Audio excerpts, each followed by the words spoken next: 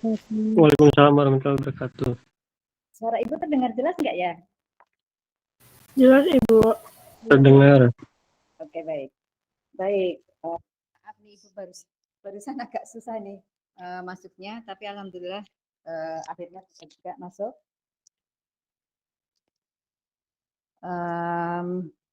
Selamat pagi semuanya ya, ketemu lagi dengan Ibu. Ibu mohon maaf karena untuk pertemuan terakhir kemarin kita secara asinkron ya, dan hari ini Ibu coba untuk menjelaskan tentang materi yang sudah Ibu share. Kalian semua kemarin sudah mengisi daftar hadir ya di di Teraversa yang waktu itu Ibu share, sudah bisa semua?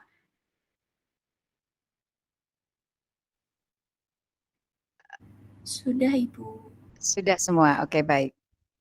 Baik Ibu coba share untuk materinya. Jadi Ibu kemarin sudah mengirimkan 2 PPT ya. Ibu coba untuk menjelaskan ya hari ini.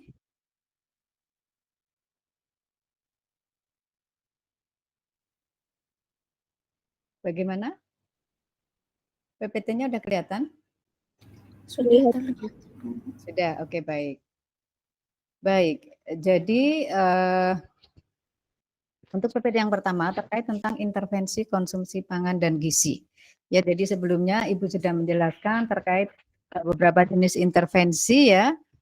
Kemudian ini beberapa tahapan ya yang harus dilakukan ketika melakukan intervensi gizi. Nah, salah satunya ini untuk intervensi kaitannya dengan konsumsi pangan dan gizi.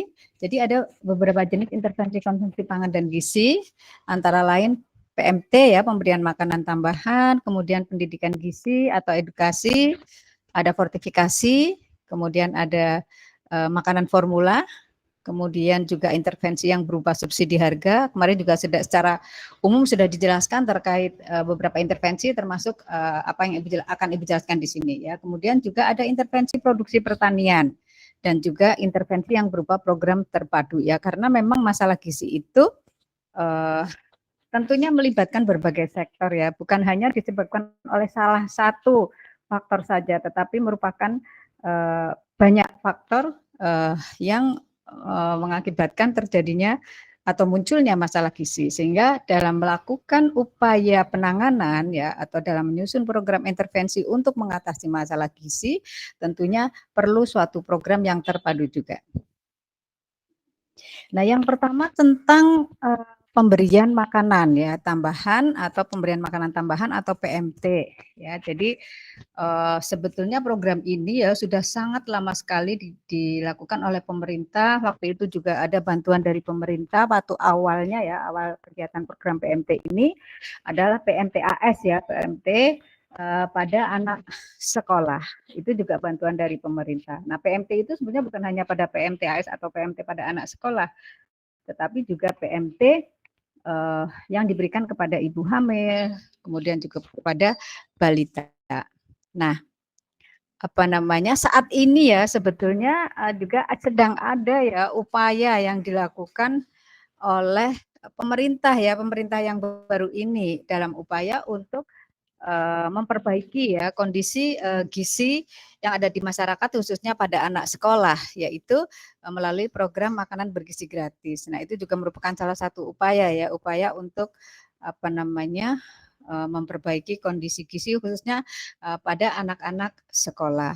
Nah, kita berdoa saja mudah-mudahan itu nanti bisa memberikan hasil yang bagus, ada peningkatan gizi di anak sekolah ya, karena terutama pada anak-anak sekolah yang memang mengalami masalah gizi ya, masalah gizi kurang terutama ya, sehingga nanti akan dapat meningkatkan status gizinya, memperbaiki daripada karena status gizi juga berhubungan dengan SDM ya, meningkatkan prestasi yang akhirnya akan dihasilkan sumber daya manusia yang berkualitas ya, anak-anak bangsa yang berkualitas lah, harapannya kan seperti itu untuk menghasilkan mencapai kondisi yang seperti itu.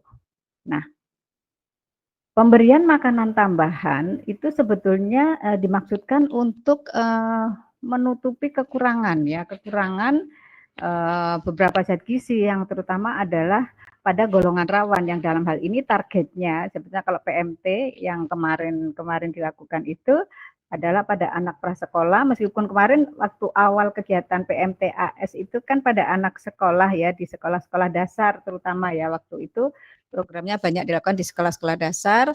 Nah, kalau kelompok target yang di sini mungkin kalian ingat ya, target intervensi, bagian target intervensi seperti itu antara lain adalah anak prasekolah, ibu hamil dan ibu menyusui ya.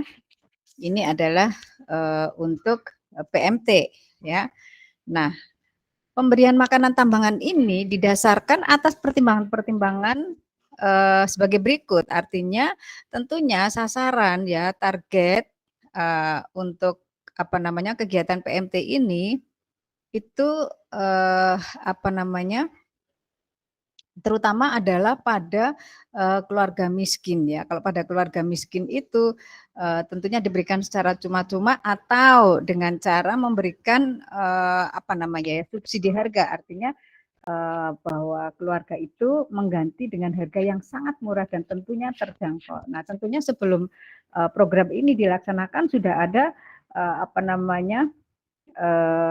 assessment dulu, kemudian evaluasi dulu, sehingga nanti bisa menentukan apa sih sebetulnya masalah di situ, kemudian bagaimana kondisi target itu, bagaimana kemampuan dari target itu nantinya misalnya untuk bisa mengakses pangan yang akan diberikan ya. Kalau memang sama sekali tidak punya kemampuan ya untuk katakanlah mengganti meskipun harganya sangat murah ya, tentunya diberikan secara cuma-cuma.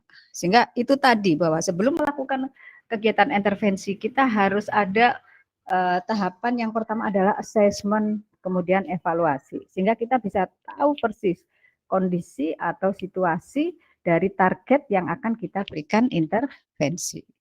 Kemudian juga pertimbangan yang lain adalah untuk golongan rawan ya. Golongan rawan itu tentunya perlu disertai dengan pendidikan gizi ya.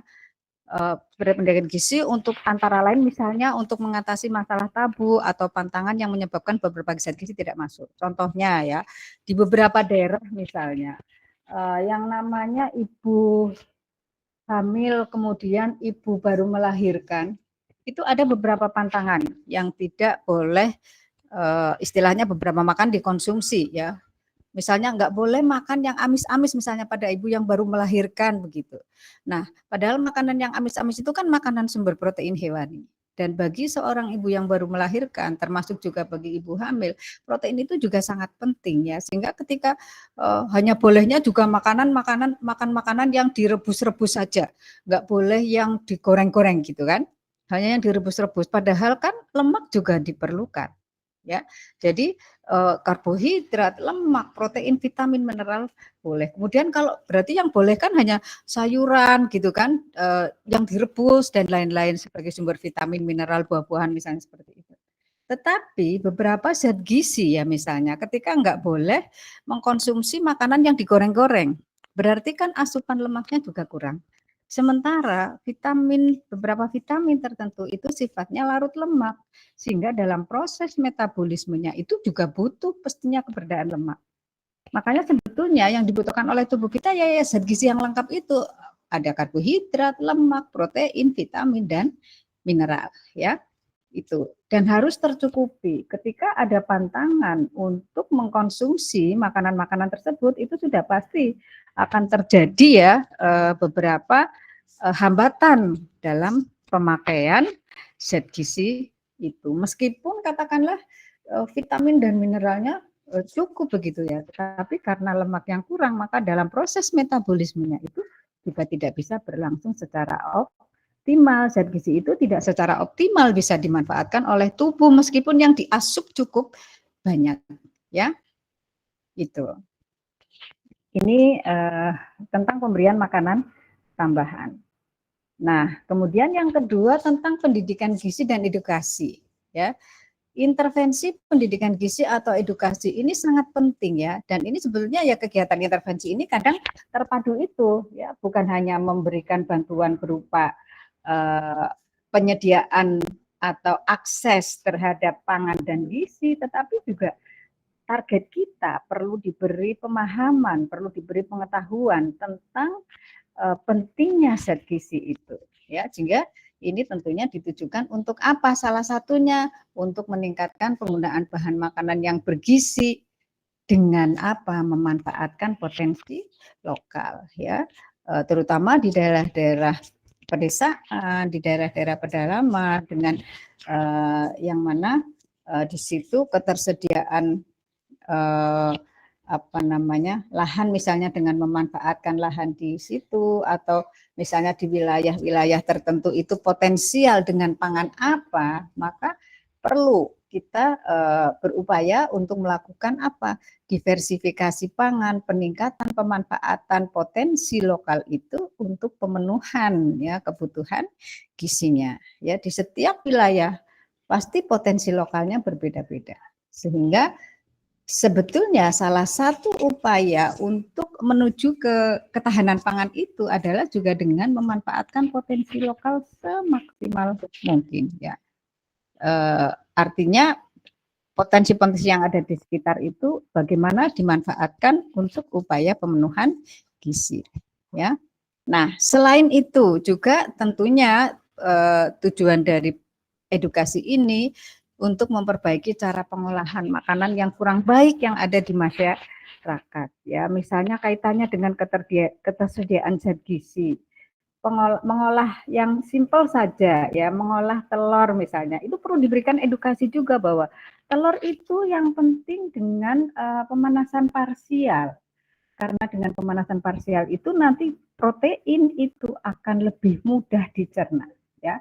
Proses pemanasan yang berlebihan pada protein telur termasuk daging itu juga nanti akan mengakibatkan protein itu membentuk suatu crosslink ya, crosslink atau ikatan yang sangat kuat, sehingga enzim atau protease yang ada di saluran pencernaan kita menjadi terkendala atau sulit untuk mencerna ya. Jadi perlu diingat lagi bahwa zat gizi itu yang kita konsumsi tentunya nantinya di dalam tubuh kita itu akan dicerna, kemudian diabsorpsi, kemudian diutilisasi. Nah, utilisasi dan absorpsi zat gizi itu sangat-sangat dipengaruhi yang pertama oleh pangan itu sendiri ya. Kadarnya banyak sedikitnya. Yang kedua, oleh proses pengolahan. Karena proses pengolahan itu nanti akan menyediakan kondisi apakah pangan tadi itu mudah dicerna atau pangan tadi itu sulit dicerna. Ya. Tadi contohnya untuk yang protein seperti itu. Jadi kalau masak telur itu ya sebaiknya kalau diceplok ya bagusnya itu yang ceplok lunak gitu kan. Atau kalau yang ceploknya terlalu ini apalagi sampai gosong-gosong gitu. Nah, gosong-gosong itu menandakan apa? Bahwa sebagian protein di dalam telur itu juga sudah diubah menjadi melanoidin atau pigmen coklat. Karena di telur itu kan ada gula reduksi. Di telur itu ada protein dan gula reduksi ya, dengan proses pemanasan akan semakin meningkatkan laju reaksi Browning, akhirnya terbentuklah pigmen coklat. Makin banyak pigmen coklatnya karena saya sukanya telur ceplok yang kering, yang sampai agak crispy begitu. Nah, itu indikasi juga bahwa protein itu sudah banyak yang hilang. Karena apa? Karena digunakan proses browning atau karena terjadi browning baik Maillard ya, terutama Maillard itu sehingga mengakibatkan melanoidin yang itu sudah tidak punya peran atau aktivitas lagi sebagai protein gitu ya. Jadi itu perlu diedukasi ya, sehingga oh ya ibu-ibu ini kalau untuk anak-anaknya berarti bagaimana katakanlah target kita tentunya kalau untuk masalah pengolahan seperti ini orang yang paling bertanggung jawab adalah ibu ya. Sehingga kalian untuk menentukan siapa sasaran intervensinya juga harus tepat ya.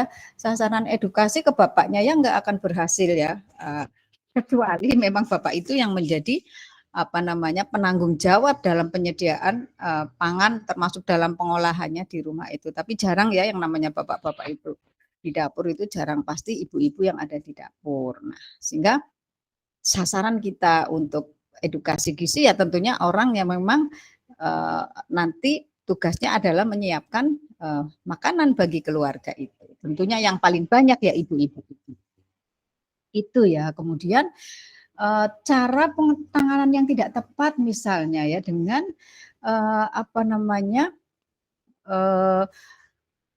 kita mengolah makanan, katakanlah dalam proses pencucian saja, kita tahu bahwa zat gizi yang ada di dalam pangan itu ada yang sifatnya larut air juga kan, zat gizi yang larut air itu sangat banyak sekali.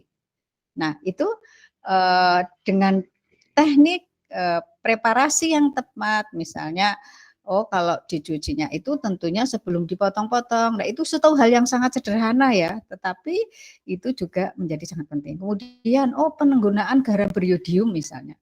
Penggunaan garam beriodium itu yang tepatnya adalah ketika makanan itu sudah hampir matang atau sudah mau diangkat gitu, sudah mau selesai proses pemasakannya atau digunakan sebagai garam meja, itu akan lebih meningkatkan retensi daripada yodiumnya dibandingkan ketika dimasukkannya itu ketika masih di awal memasak. Biasanya kan di awal memasak itu garam beriodium itu ditambah karena itu kehilangan yodiumnya sudah tinggi ya. Kemudian juga termasuk di situ bahwa pangan itu kan juga kadang mengandung zat-zat yang sifatnya toksik ya. Contohnya beberapa bahan pangan itu juga mengandung glikosida yang juga sianogenik glikosida atau yang mengandung HCN ya. Contohnya pada ubi kayu, pada rebung ya, di desa itu yang namanya rebung banyak ya.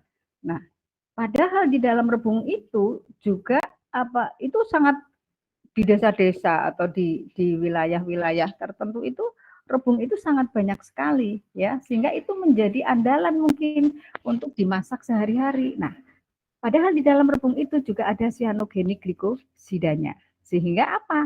Perlu diberitahu bagaimana cara mengatasinya. Yang penting beritahu bahwa HCN itu bahwa di dalam rebung, di dalam ubi kayu ya, ubi kayu itu baik umbinya maupun daunnya itu juga mengandung glikosida yang sifatnya sebagai sianogenik glikosida atau yang mengandung HCN ya. Nah, sehingga kalau memasak daun singkong ibu-ibu itu baiknya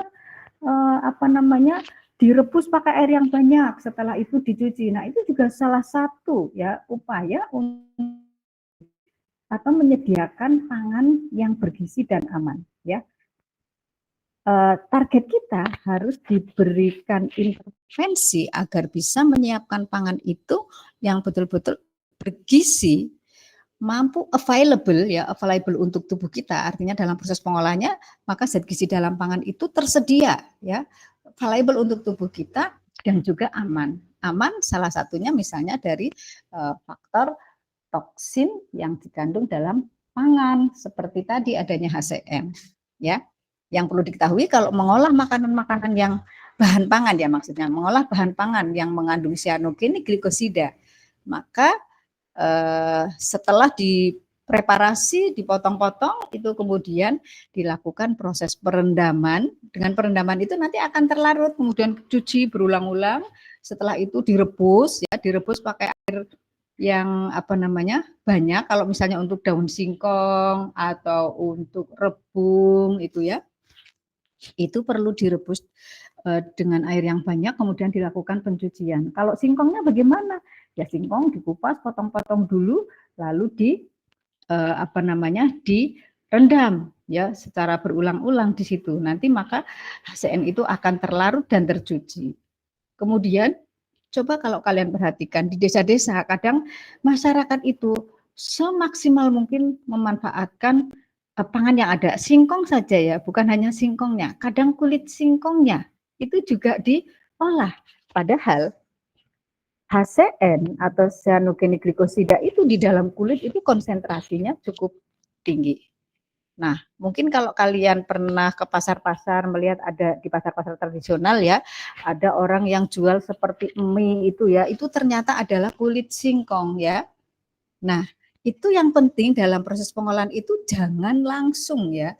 Jangan langsung kulit singkong itu dipotong-potong kemudian diolah atau dimasak menjadi dibikin oseng, ada yang dibikin kering kulit kulit ubi kayu itu ada ya. Tetapi yang penting dalam prosesnya, jadi setelah dikupas, kemudian dihilangkan kulit luarnya, kemudian dipotong kecil-kecil itu, kemudian direbus dengan air yang banyak.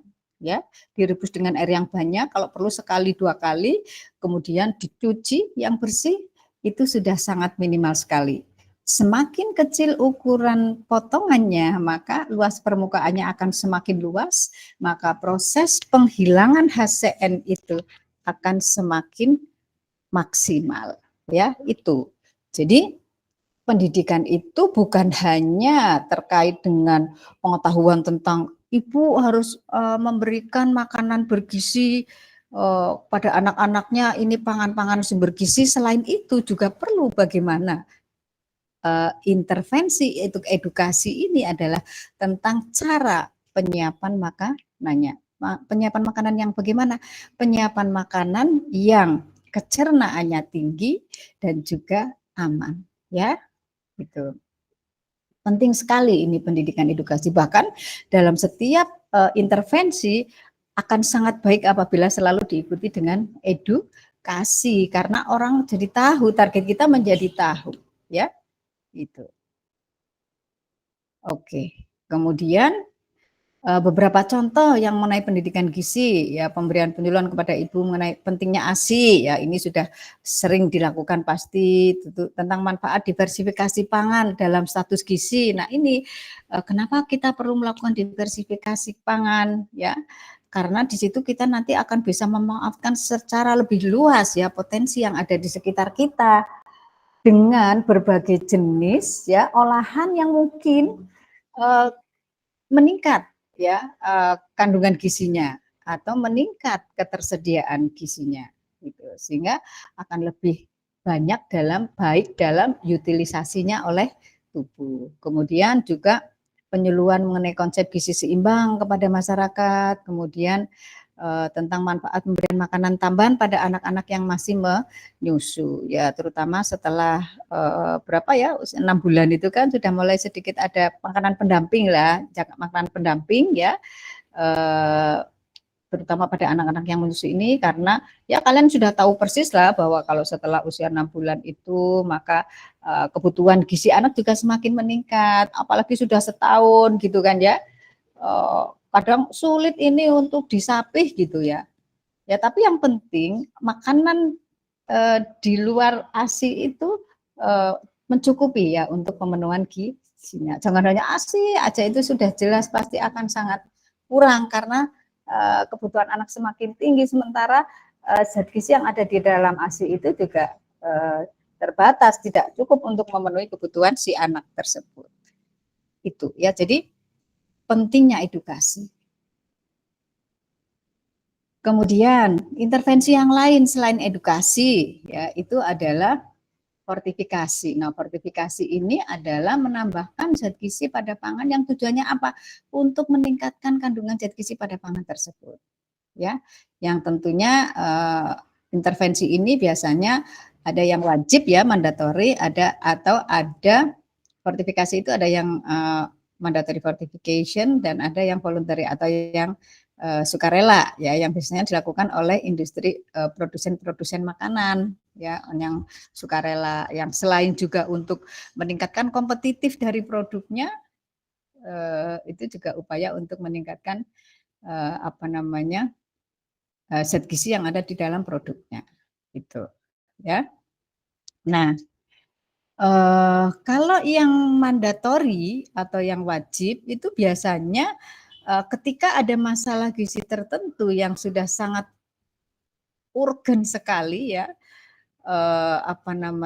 dan perlu untuk diatasi dan sifatnya luas ya di masyarakat ya, sehingga maka itu biasanya sifatnya mandatori. Contohnya misalnya fortifikasi pada garam, fortifikasi pada minyak goreng, fortifikasi pada tepung terigu, itu adalah mandatori, ya, sifatnya wajib. Ya, kalau wajib biasanya ada subsidi dari pemerintah, ya, subsidi dari pemerintah. Sehingga di sini pemerintah tentu akan bekerja sama dengan berbagai sektor, ya, dengan berbagai pihak, ya, termasuk industri atau produsen makanan, berbagai lembaga, termasuk perguruan tinggi itu juga nanti akan digandeng oleh pemerintah untuk tujuan melakukan fortifikasi secara mandatori. Sama seperti kemarin waktu yang terbaru ini kan fortifikasi pada minyak goreng, fortifikasi vitamin A pada minyak goreng. Nah, ini yang di awal sudah Ibu ceritakan, meskipun saat ini sebetulnya vitamin A bukan lagi menjadi prioritas dalam penanggulangan masalah gizi karena sekarang pemerintah sedang fokus mengatasi stunting. Tetapi masih tetap perlu diwaspadai terjadinya defisit vitamin A, ya, karena defisit vitamin A itu yang terjadi di masyarakat nanti akan meningkatkan kerentanan terhadap penyakit-penyakit infeksi. Sehingga apa? Perlu, ya, apa namanya, pemerintah itu melakukan fortifikasi pada minyak goreng. Kenapa minyak goreng? Karena penambahan zat gizi untuk fortifikasi itu harus dilakukan pada bahan makanan yang banyak dikonsumsi, ya, secara rutin di masyarakat. Dikonsumsinya secara rutin, ya. Kalau keju ya nggak tepat untuk yang mandatori, ya. Keju, kemudian coklat, Bu, kan banyak anak-anak suka. Iya, tapi juga nggak tepat karena nggak semua orang untuk akses ke sana juga sulit. Nah, untuk hal-hal yang seperti itu biasanya itu sifatnya adalah yang sukarela, yang oleh industri, dilakukan oleh industri. Karena selain tadi untuk meningkatkan kompetitif dari produknya, juga untuk meningkatkan zat gizi yang ada di situ. Ada margarin misalnya, itu kan, itu juga itu. Biskuit, beberapa biskuit, susu, berbagai produk susu itu banyak yang diperkaya dengan zat gizi. Bahkan susu untuk ibu hamil, susu untuk ibu menyusui sudah disesuaikan dengan apa? Zat-zat gizi yang memang dibutuhkan oleh bumil maupun ibu sui, ya. Jadi coba kalau kalian ke swalayan lihat aja berbagai merek produk susu ibu hamil. Di situ pasti Fe-nya tinggi dan yang lain-lainnya, folat dan yang lain-lainnya. Itu salah satu upaya dari produsen susu itu untuk meningkatkan kompetitifnya, ya. Di samping juga tentunya menyediakan produk yang memang sesuai untuk ibu hamil. Tetapi kan hanya kelompok-kelompok tertentu saja yang bisa mengakses itu. Makanya kalau yang sifatnya mandatori, maka itu adalah untuk yang secara luas di masyarakat. Dan apa? Produk hasil fortifikasi yang mandatori ini tentunya aksesnya mudah di masyarakat. Hampir semua lapisan masyarakat bisa mengakses. Makanya apa? Ada subsidi dari pemerintah, ya. Itu ya untuk intervensi. Jadi sebenarnya banyak sekali memang ya kegiatan-kegiatan atau jenis-jenis intervensi yang dilakukan, yang bisa dilakukan. Yang tujuan utamanya adalah apa? Untuk memperbaiki. Kalau intervensi gizi berarti memperbaiki keadaan gizi dan kesehatan di masyarakat atau di kelompok tertentu. Itu, ya. Jadi pada fortifikasi pangan, maka pangan yang dipilih sebagai vehikel atau pangan pembawa itu tentunya adalah yang dikonsumsi secara luas di masyarakat dan dikonsumsi secara rutin. Beras waktu itu sempat ada wacana, ya, sebenarnya sudah beberapa kali ada uji coba juga penggunaan beras yang difortifikasi, ya, untuk tujuan memperbaiki atau meningkatkan asupan gizi di masyarakat, ya. Beras waktu itu difortifikasi multiple fortification, ya, bukan hanya satu saja. Kalau garam itu kan hanya satu, yodium. Kalau terigu itu juga multiple fortification, ya, lebih dari satu zat gizi, vitamin, mineral itu banyak. Kemudian kalau minyak goreng itu hanya satu, ya, vitamin A saja, ya. Jadi ada multiple fortification, ada yang hanya tunggal, ya, fortifikasi tunggal. Jadi zat gizinya hanya satu jenis yang ditambahkan di situ. Kemudian ada juga yang kemarin juga sudah Ibu jelaskan tentang sprinkle ya, atau pupuk tabur bergizi itu biasanya multiple fortification ya. Jenis fortifikasi yang sebetulnya itu berupa serbuk yang nanti ditambahkan bisa pada makanan, bisa pada minuman. Tapi dengan catatan apa? Bubuk itu ketika ditambahkan tidak mengakibatkan perubahan pada rasa atau warna dari makanan, baunya juga, sehingga bisa diterima di masyarakat. Orang nggak akan merasakan perbedaannya ketika di situ ada ditambahkan bubuk tabur bergizi itu. Tetapi apa makanan yang dimakan itu mengandung zat gizi yang memang dibutuhkan, gitu ya. Nah, kemudian zat gizi yang ditambahkan dalam fortifikasi itu umumnya adalah vitamin dan mineral, ya. Ini tentang fortifikasi, intervensi yang berupa fortifikasi. Ada juga intervensi yang berupa makanan formula, ya. Jadi intervensi ini bertujuan untuk menciptakan makanan campuran ya untuk anak umur 6 bulan sampai 36 bulan. Yang mana ini bisa dibuat sendiri di rumah atau diproduksi oleh pabrik. Makanya perlu edukasi kalau misalnya dibuat sendiri di rumah, bagaimana ibu itu diedukasi untuk bisa menyiapkan makanan formula tersebut, atau bagaimana cara menyusun atau komponen-komponen apa sih sebetulnya yang diperlukan untuk menyiapkan makanan formula yang memang bisa ya meningkatkan asupan gizi pada anak atau keluarga. Oleh karena itu tadi perlu ada pendidikan gizi ya atau edukasi. Jadi memang baiknya ya dalam setiap intervensi itu edukasi itu menjadi penting karena itu tadi yang sudah Ibu jelaskan ya. Orang hanya diberi saja tanpa diedukasi ya nanti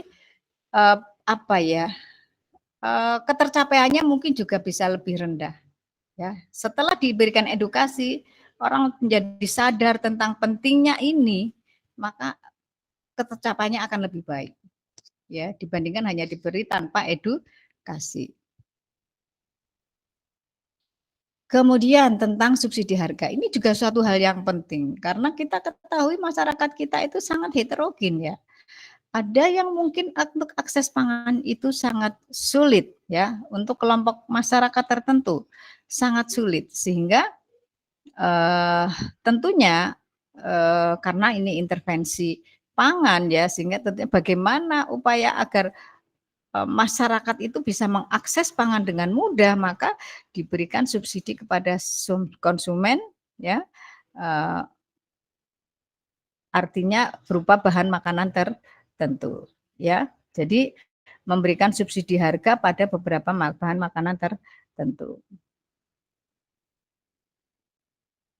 Nah, sehingga di sini diharapkan target kita itu dapat mengkonsumsi zat gizi yang dibutuhkan.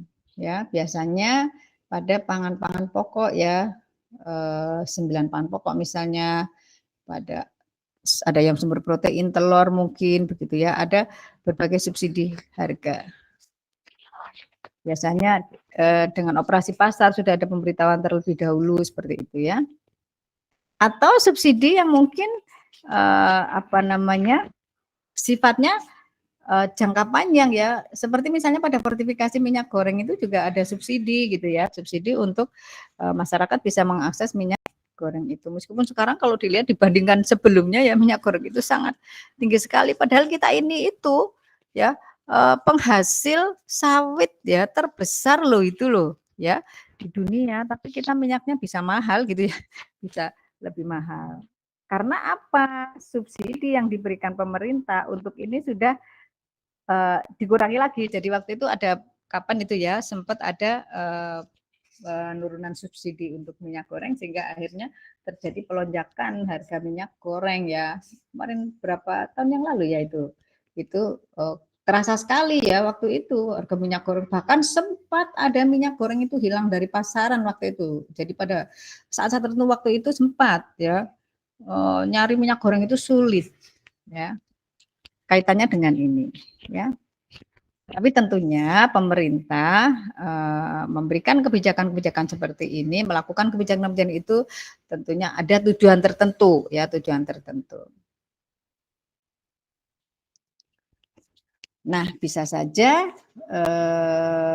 makanan-makanan yang disubsidi itu selain makanan pokok tadi ya, itu juga ada makanan formula atau bahan makanan yang difortifikasi.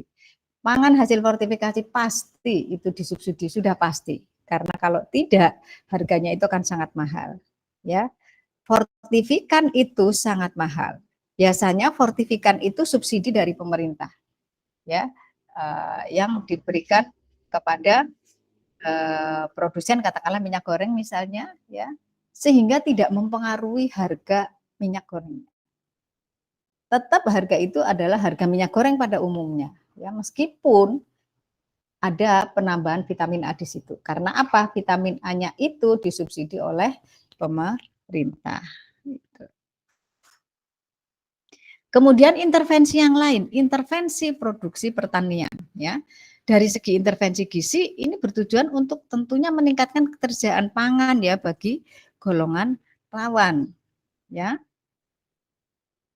Nah, jadi intinya dengan menyediakan bahan pangan oleh pemerintah. Jadi kan pemerintah tentunya punya target ya, katakanlah misalnya ya seperti di dalam rencana aksi daerah ya, dalam rencana aksi daerah suatu wilayah tertentu pasti punya target bahwa produksi padi saya tahun ini harus sekian ya, sehingga nanti ini mampu untuk memenuhi kecukupan kebutuhan beras untuk penduduk di wilayah itu. Itu seperti itu ya. Jadi melalui intervensi produksi pertanian. Juga dengan peningkatan penghasilan petani kecil dan buruh tani itu melalui harga pangan yang dikonsumsi ya. Jadi intinya intervensi ini bertujuan agar kelompok-kelompok rawan itu juga punya akses yang mudah untuk memperoleh pangan dengan kandungan gizi yang memadai, dengan jumlah dan zat gizi yang memadai itu, ya. Ini untuk intervensi produksi pertanian.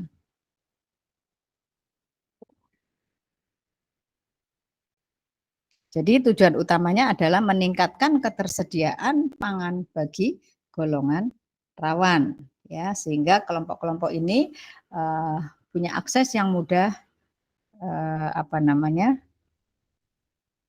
terhadap pangan, bisa melalui peningkatan produksinya atau peningkatan penghasilan petaninya atau melalui harga pangan yang dikonsumsi gitu ya. Jadi inilah intervensi produksi pertanian.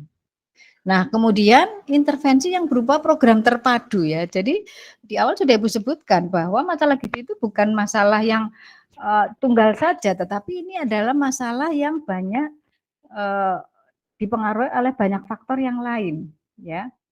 Bukan hanya masalah asupan gizi yang kurang, ya, tetapi juga banyak faktor lain, ya, yang erat hubungannya dengan kesehatan. Misalnya melalui pengaruh sinergis dari penyakit infeksi dan kurang gizi. Jadi kondisi lingkungan yang tidak sehat mengakibatkan terjadinya beberapa penyakit infeksi itu juga akan mengakibatkan berhubungan dengan masalah gizi atau kurang gizi. Ya, di samping itu juga berkaitan dengan variabel-variabel kependudukan dan juga bahwa akhir-akhir ini disadari bahwa perbaikan gizi, kemudian kesehatan lingkungan dan masalah-masalah demografi itu perlu upaya yang terpadu ya. Makanya kalau untuk kita akan melakukan intervensi gizi, kita memang ya itu tadi harus tahu kondisi dan situasinya ya. Masalah yang ada di situ itu apa penyebabnya ya, dan faktor-faktornya apa saja. Karena bukan hanya tentunya masalah bagaimana mengakses pangan, bagaimana jumlah zat gizi yang dikonsumsi, tetapi juga masalah-masalah yang lain seperti lingkungan yang tidak sehat itu juga bisa memicu timbulnya masalah kurang gizi, ya, karena terinfeksi oleh penyakit-penyakit infeksi. Sehingga dalam mengatasi masalah ini, maka perlu dilakukan program intervensi yang terpadu, ya. Nah, bagaimana dalam perencanaan intervensi konsumsi pangan dan gizi? Yang pertama tentunya melakukan diagnosa masalah konsumsi pangan dan gizi, ya. Lakukan diagnosa masalah, kemudian kita sasaran spesifiknya siapa, gitu kan? Kemudian tujuan intervensi dan seleksi pangan dan gizi, kemudian juga apa program implementasinya, kemudian perlu adanya evaluasi. Nah, untuk diagnosa masalah konsumsi pangan dan gizi, ya, suara Ibu masih terdengar ya? Masih, Bu. Oke, baik.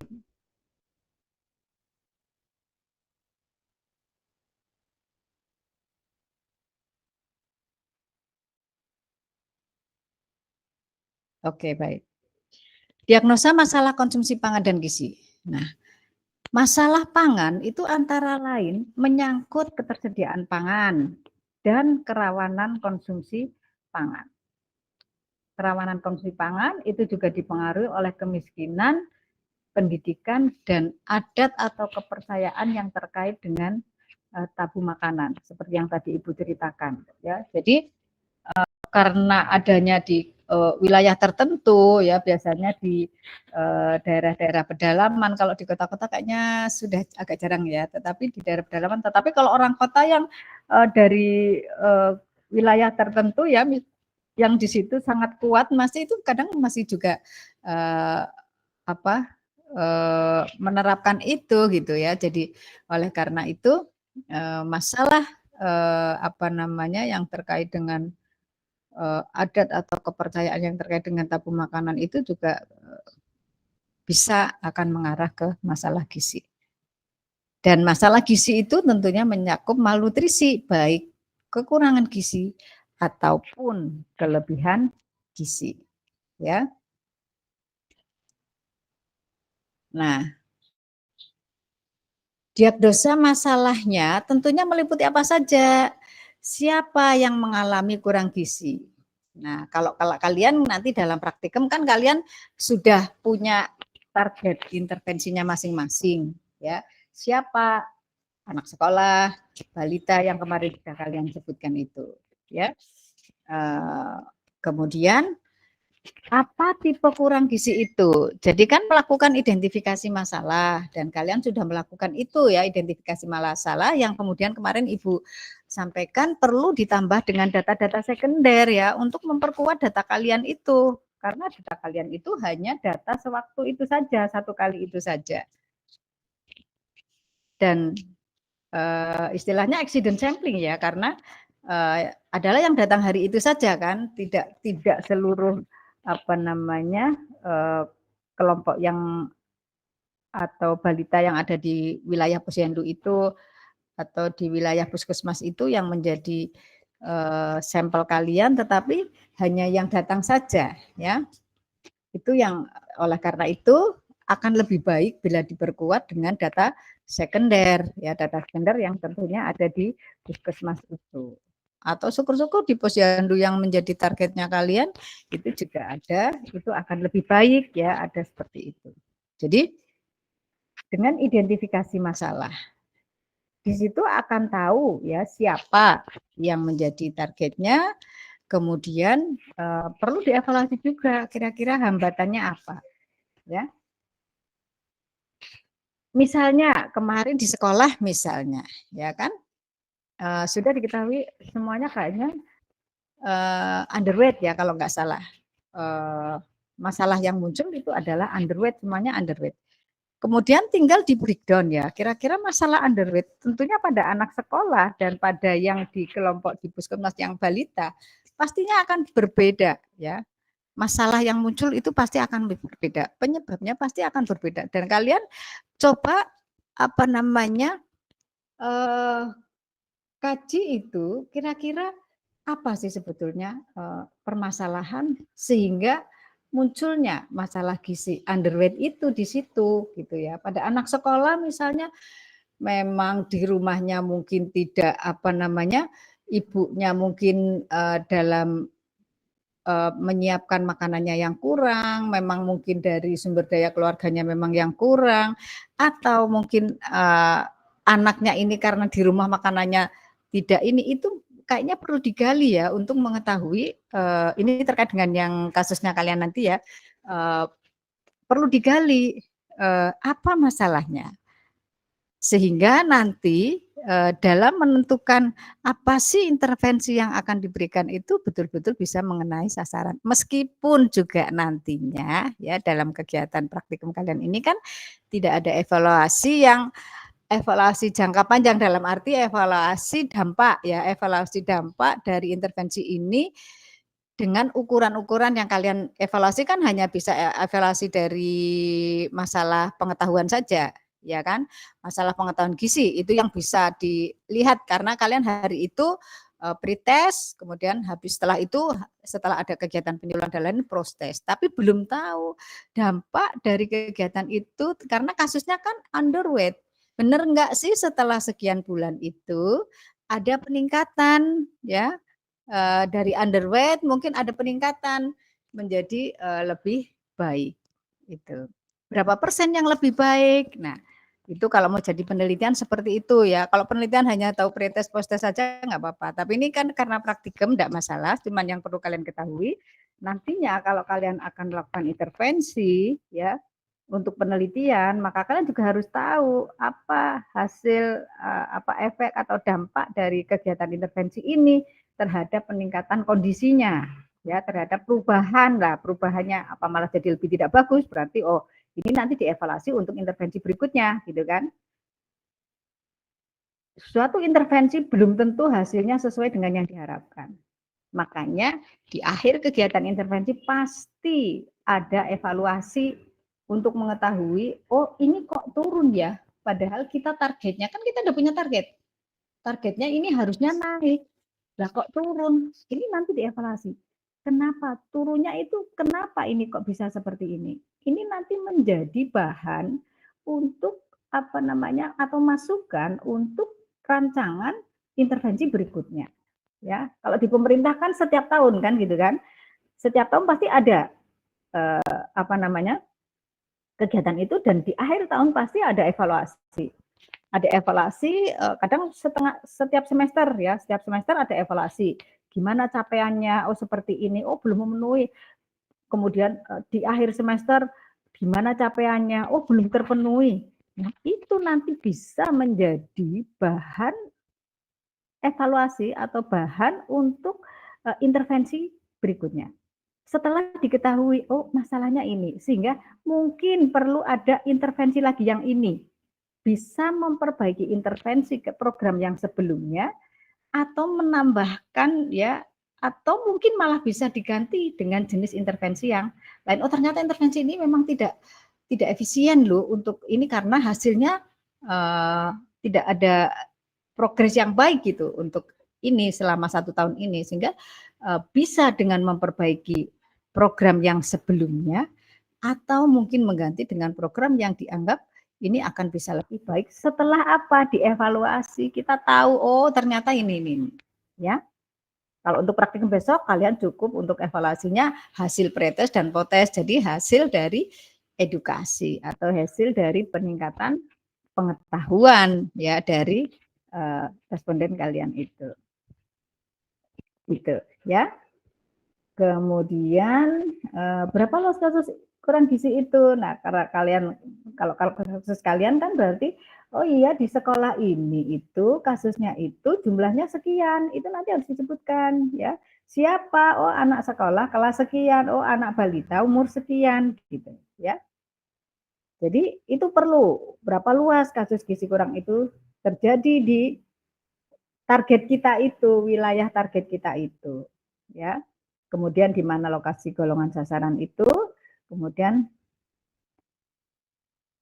cari apa yang menyebabkan kasus itu, underweight misalnya, pada balita apa itu. Ya, itu yang nanti akan muncul sebagai ini loh penyebabnya. Sehingga dari penyebab ini kalian udah tahu faktor-faktornya, masalah ini kan udah tahu kan, targetnya udah ketemu ini, dengan masalah yang muncul di sana ini. Kemudian kalian beri dong faktor-faktor apa saja. Kalian akan mengetahui faktor-faktor atau mencari faktor-faktor apa saja penyebab itu. Kemudian dari faktor-faktor itu seperti yang kemarin sudah Ibu sampaikan, kalian coba tentukan kira-kira intervensi apa sih yang paling tepat. Dan salah satunya itu ya edukasi penting. Dalam setiap intervensi edukasi itu penting. Dan kalau untuk edukasi paling mudah ya kita mencari peningkatannya melalui pre-test dan post-test ya. Nah, kemudian tapi kita juga perlu tahu hasil edukasi itu bagaimana nanti implementasinya ya di responden kita. Apakah dilakukan atau hanya sekedar tahu saja tapi enggak dilaksanakan? Sangat mungkin ya. Makanya untuk penelitian perlu pengamatan berikutnya setelah kegiatan ini sebulan, 2 bulan, 3 bulan. Bagaimana hasilnya, ya, dievaluasi. Ini ya, dalam diagnosa masalah konsumsi itu seperti ini. Kemudian untuk sasaran spesifik, siapa sasaran perbaikan gizinya? Ya, kalian udah tahu apakah itu kelompok golongan rawan, kelompok masyarakat yang berisiko kekurangan gizi. Kalau kalian balita, bisa anak sekolah kelas berapa atau anak sekolah SMP, anak SMP ya, SMP kelas berapa, itu ya. Kemudian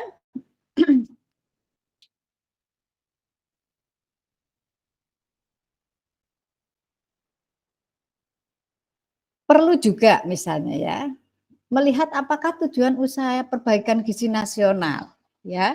Artinya usaha perbaikan gizi yang memang sudah berlangsung ya oleh pemerintah ya. Kemudian mana tujuan spesifik yang mengarah langsung ke intervensi gizi. Nah, sehingga di sini semuanya disusun. Ini kalau oleh pemerintah ya, susun semua kebijakan gizi, kemudian pelayanan, program dan sebagainya. Ya. Kemudian tujuan-tujuannya tentunya kan ada tujuan kalian dalam setiap program intervensi ini ada tujuannya kan.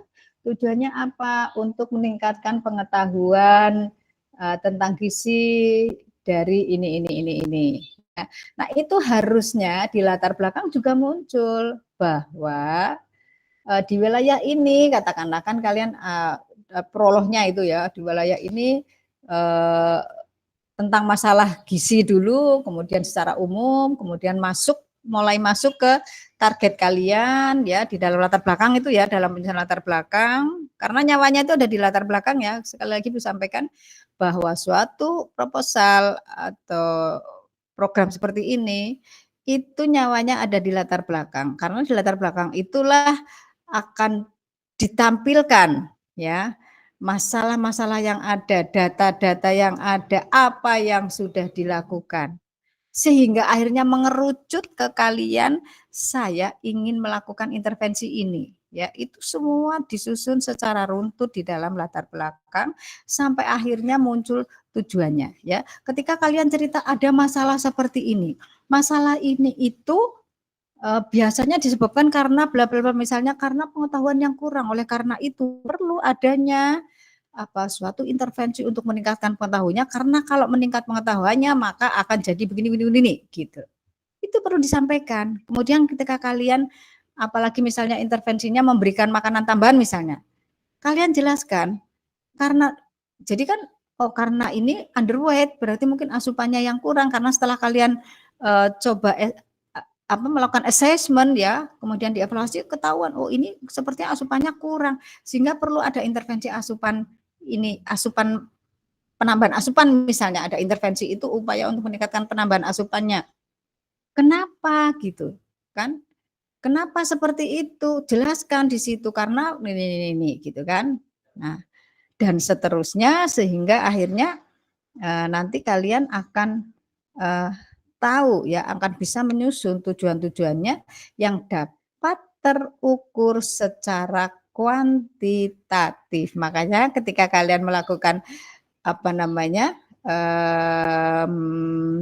evaluasi untuk peningkatan pengetahuannya, kalian kan pakai skor, ya kan? Kalian pakai skor, jadi awalnya nilainya sekian, kemudian pada posnya itu sekian, ya. Ada peningkatan gitu kan. Bisa kan nanti kalian rata-rata dari sekian jumlah sampel, kalian rata-rata ada sekian jumlahnya, ada peningkatan sekian persen atau oh tetap saja misalnya gitu. Itu ya. Jadi tujuan itu setidaknya bisa terukur secara kuantitatif ya. Penurunan penderita ya, kalau ini kan kalian nggak mungkin karena kalian hanya 1 hari. Kalau nanti sebulan 2 bulan, siapa tahu yang underweight itu sudah menurun jumlahnya ya. Kemudian prioritasnya atau yang lainnya ya. Lalu berapa lamakah dampak pangan dan gizi akan timbul? Ini juga perlu kalian pertimbangkan yang nantinya bisa menentukan kapan ya melakukan evaluasi untuk mengetahui dampak ya dari intervensi ini ya itu. Nah kemudian, yang berikutnya adalah tentang tujuan intervensi dan seleksi pangan dan gizi. Dalam mengatasi ya atau memprogi masalah gizi dan juga meningkatkan status gizi masyarakat itu harus melalui perencanaan dan implementasi intervensi gizi yang tepat ya. Entah itu perilaku atau faktor resiko, intervensi lingkungannya gitu kan, dan juga status kesehatannya. Dan tentunya efektivitas dari kegiatan ini ya itu akan tinggi bila direncanakan dan dirancang dengan kerangka konsep yang luas ya. Jadi jangan hanya skop di situ terlalu ini enggak, tetapi harus luas ya. Tadi yang Ibu katakan semua harus bisa menggambarkan itu ya. Jadi katakanlah kalian menentukan underweight karena kemarin dari hasil pengamatan itu yang muncul menjadi masalah itu adalah underweight. Tapi kan itu baru sehari itu, makanya itu tadi perlu ya perencanaan itu dengan kerangka konsep yang luas. Satu itu. Kemudian penyelesaian masalah gizi, tapi kalau kalian cukup satu aja ya, nanti nggak perlu yang terpadu ya. Secara luas itu juga maksudnya terpadu dengan yang lain-lainnya. Ya, jadi konsepnya luas, bukan hanya satu intervensi, tapi ada intervensi-intervensi lain yang akan saling mendukung, akan saling menunjang. Ketika kondisi yang ini tidak ada intervensi, sementara ini akan faktor ini misalnya tidak ada intervensi, sementara faktor ini nanti akan mempengaruhi ya pada kondisi gizi dan kesehatan masyarakat, itu juga nanti akan menjadi salah satu pengganggu begitu ya, sehingga itu tadi perlu dirancang dengan kerangka konsep yang luas itu ya. Nah kemudian untuk seleksi model intervensinya ya, jadi nanti dari berbagai data, analisis situasi, dan yang lain-lainnya, akhirnya akan bisa menentukan tipe intervensi manakah yang paling efektif yang dapat memecahkan masalah. Kemudian tentunya ya rencana intervensi itu disusun berdasarkan spesifik lokasi ya. Jadi dalam menyusun rencana intervensi itu perlu mempertimbangkan kondisi suatu daerah ya, spesifik lokasi termasuk budayanya. Kalian harus pelajari itu kalau misalnya nanti mau penelitian ya di suatu wilayah di pedalaman tertentu yang terindikasi bahwa itu masalah gizinya sangat tinggi, di situ prevalensinya sehingga perlu ada upaya untuk penanganan, maka harus kenali itu masyarakatnya yang di situ, gitu kan. Kemudian juga kondisi wilayah di situ seperti apa. Kalian evaluasi, kalian analisis apa masalah atau faktor-faktor penyebab yang ada di situ. Ya, baik faktor lingkungan maupun potensi dari lingkungan alam di situ. Ya, itu nanti akan dapat menghasilkan suatu rencana intervensi yang berbasis potensi lokal, ya, termasuk ya kebijakan lokal, kemudian masalah sosial dari situ, lokal situ, itu yang harus dipelajari di awal dalam analisis situasi dan evaluasi, ya. Jadi tahap pertama itu adalah analisis situasi, evaluasi, ya. Bukan hanya sekedar dari hasil penimbangan diketahui seperti ini, jadi ini langsung underrate, enggak seperti itu. Tapi lihat yang di situ tadi yang Bu katakan, kita harus tahu yang lain-lainnya di luar yang hanya data itu saja. Karena data itu saja mungkin belum bisa menjadi pegangan kita untuk menentukan intervensinya ini gitu. Kita harus gali yang lainnya. Bahkan kalau kita mau melakukan penelitian atau pemerintah misalnya akan melakukan intervensi, kadang kan minta bantuan perguruan tinggi nih. Tolong ada masalah ini, kadang mestinya ya perguruan tinggi yang digandeng itu ya yang dekat dengan wilayah target gitu. Nah, ada program seperti ini bantuan dari perguruan tinggi, tentunya apa yang bisa dilakukan seperti itu kan. Nah, makanya harus tahu lokasinya, harus tahu kondisi sosial ekonominya, termasuk situasi dari kemasyarakatan atau kondisi pemerintahan di situ seperti apa. Apalagi kalau di desa itu kan sangat ini sekali ya. Jadi kita perlu untuk menyatu dengan kondisi yang di situ. Sehingga nanti itu akan sangat-sangat membantu dalam kelangsungan dalam program intervensi ini. Ya, program intervensi itu bukan sesuatu yang mudah ya, karena banyak sekali faktor yang perlu untuk di handle, banyak yang perlu untuk dipertimbangkan untuk bisa menentukan apa intervensi yang tepat dan untuk bisa menjamin kegiatan intervensi itu berjalan dengan baik, ya. Tapi karena ini kalian juga belajar dalam melakukan intervensi, kita batasi dengan yang sangat ini sekali ya. Jadi cukup mengetahui di sana dari data ini akan muncul masalah ini. Kemudian dari data sekunder memang ini begini gitu kan. Cukup seperti itu sehingga kemudian kalian coba breakdown permasalahannya apa. Kemudian perlu juga ya dipertimbangkan berapa biaya intervensi pangan dan gizi itu. Ini kalau suatu proyek atau program pemerintah ya. Kemudian bagaimana intervensi dapat saling menunjang dengan intervensi yang lain. Tadi Bu sampaikan, kita harus melihat di situ sudah ada program intervensi apa sih, gitu kan? Kita harus tahu di situ sudah ada program intervensi apa yang sudah dilaksanakan atau apa bahkan yang sedang berjalan. Tapi kita lihat juga, mesti kan sudah ada evaluasi. Bagaimana hasil evaluasi dari kegiatan di situ? Apakah sudah menunjukkan hasil yang baik? Atau belum. Nah, di situ nanti kita akan merancang intervensi yang dapat menunjukkan kegiatan yang sudah ada sebelumnya. Nah, kemudian dapatkah intervensi pangan dan gizi yang spesifik menjadi bagian dari kegiatan pembangunan, itu nanti juga perlu dianalisa. Ya. Kemudian, apakah kebijakan program pembangunan berorientasi terhadap perbaikan konsumsi pangan dan golongan sasaran yang sangat dibutuhkan. Itu yang tadi Ibu sampaikan bahwa intervensi itu harus terpadu ya.